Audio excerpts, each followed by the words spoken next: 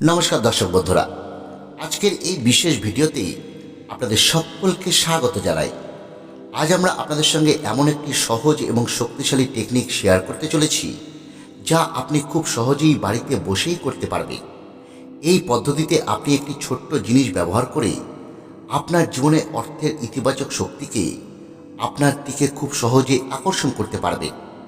শুনতে খুব অবাক লাগলেও টেকনিকটি খুবই সাধারণ একটি জিনিস দিয়ে করা যায়, যা প্রায় প্রত্যেক বাড়ির রান্নাঘরেই থাকে।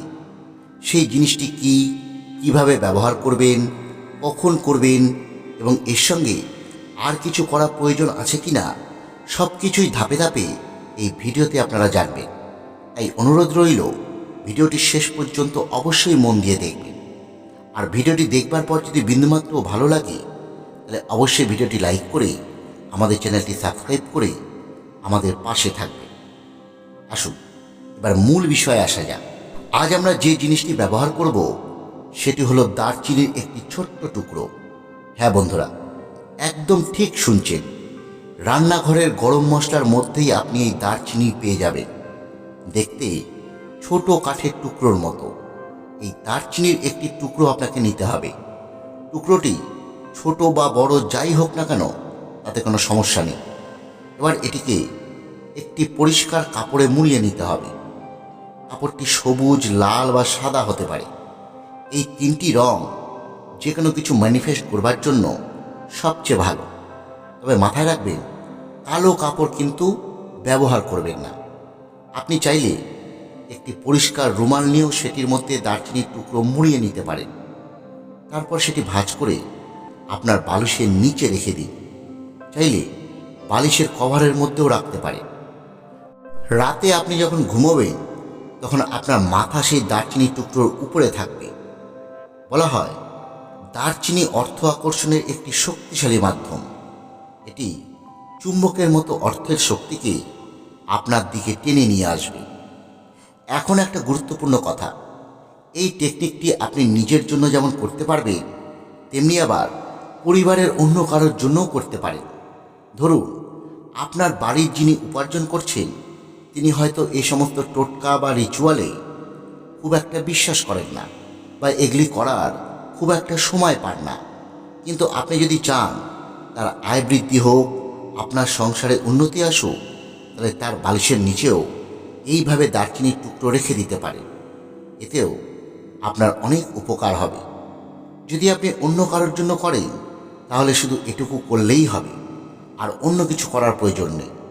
তবে আপনি যদি নিজের জন্য এই টোটকাটি করে থাকেন, তাহলে এর সঙ্গে আরও একটি সহজ কাজ আপনাকে করতে হবে।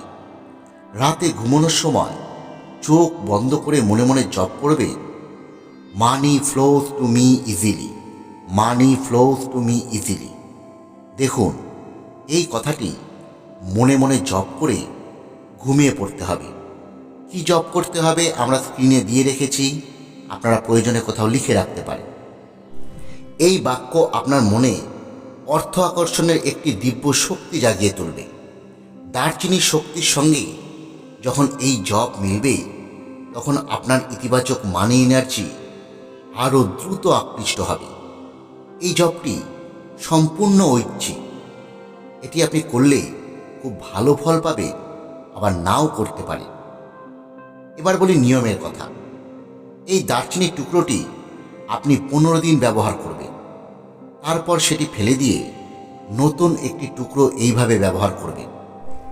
এই প্রক্রিয়াটি নিয়মিত আপনাকে চালিয়ে যেতে হবে এবং 15 দিন পর পর দারচিনিটিকে আপনাকে বদল করতে হবে। এখানে কোনো বাধা নিষেধ নেই। আপনি যে কোনো অবস্থায়, যে কোনো সময় এই টোটকাটি করতে পারেন। অনেকে হয়তো বলবেন, আমি তো বালিশ ছাড়াই ঘুমাই, তাহলে কোথায় রাখব? তাদের জন্য সহজ সমাধান রয়েছে।